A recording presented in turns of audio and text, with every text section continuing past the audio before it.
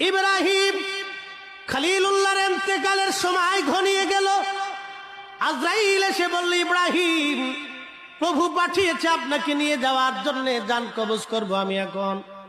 ইব্রাহিম আলাইহিস সালাম বলেন, ওহে আজরাইল, মালিকের কাছে যায় বলো কোন বন্ধু কি কোন বন্ধুর জান কবজ করে।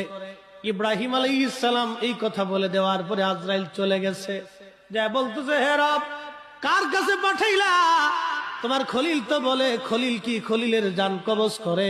হযরত ইব্রাহিম আলাইহিস সালামের কথা শুনে আল্লাহ ডাক দেয়, বলেন, আজরাইল, আমার ইব্রাহিমের কাছে যায় বলো কোন বন্ধু বন্ধুকে ডাকলে কি বন্ধু না আসে?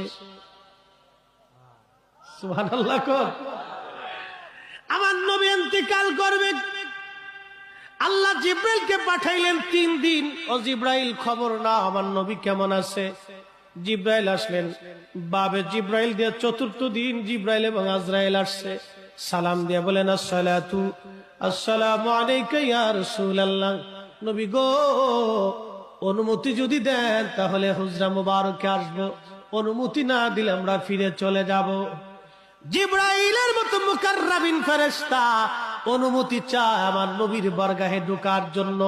তিনি হাবিবুল্লাহ। নবী অনুমতি দেওয়ার পরে আজরাইল ঢুকলেন, সালাম দিয়ে বলেন, হুজুর, আল্লাহর ফরমান, আপনি যদি চান তাহলে আপনার জান কবজ করব, আর যদি না চান আমি ফিরে চলে যাব। যতদিন মন চায় ততদিন আপনি দুনিয়াতে থাকবেন। জিব্রাইল ডেকে বলে, হুজুর, হুকুম দিলে চলে যাব। নবীজি আমার ডেকে বললেন, জিব্রাইল, আল্লাহর ফয়সালা কি রকম? বলে, হ্যাঁ নবী, যদি থাকতে চান যতদিন মন চায় আপনি থাকবেন। নবী গো, আল্লাহর হুকুম, যতদিন মন চায় আপনি ততদিন থাকবেন। তবে ইয়া নবী আল্লাহ, আপনার মাশুক, আপনার আল্লাহ আপনার দিদারে আগ্রহী হয়ে আছে। নবীজি চোখের পানি ছেড়ে দিয়ে বলেন, জিব্রাইল রে, দেরি কইরো না, তাড়াতাড়ি নিয়ে চলো, আর দুনিয়াতে থাকবো না, আমি আমার মাশুকের দিদারে রওনা হয়ে যাব। ঠিক এমন সময় আজরাইল বক্ষ মুবারকে হাত রাখছে। নবীজি কেঁদে ফেলে দিয়ে বলেন, আজরাইল, আস্তে ধরো, বড় মোর কষ্ট হচ্ছে। আজরাইল বলেন, হুজুর, সৃষ্টির মধ্যে এত বড় আসান আমি কারো জান কবজ করি নাই, কারো করবো কি না নবী গো।